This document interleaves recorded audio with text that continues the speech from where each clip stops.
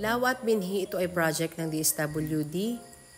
A project that aims people, vulnerable communities adapt to climate change.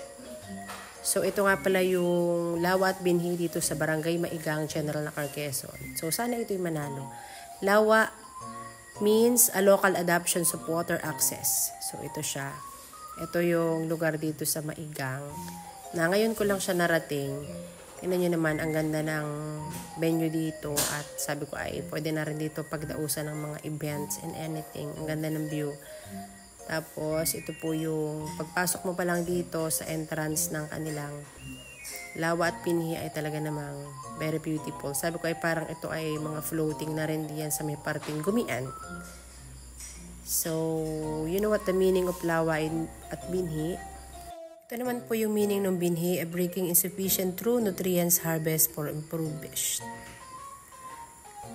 Focuses on the breaking on the cycle of food insecurity by helping communities produce nutritious food through method like gardening, hydroponics, and disaster-resilient crops. So, yan po siya. Ito po yung pinagtulungan ng mga taga dito sa Maigang. Ito nga po pala yung kubo dito sa Lawa at Binhi. At dito nga pala idinaos ang birthday ni Pasi. So, ito po. Narito kami ngayon. Kung gusto nyo bumisita dito, ay pwede naman. Hindi ko lang alam kung magkano ang entrance dito ha. Wala pang pinag-uusapan at hindi ko rin alam kung magkano. So, pinapakita ko lang sa inyo yung pinakang Lawa at Binhi dito sa Barangay Maigang. Kasi bawat barangays ay mayroong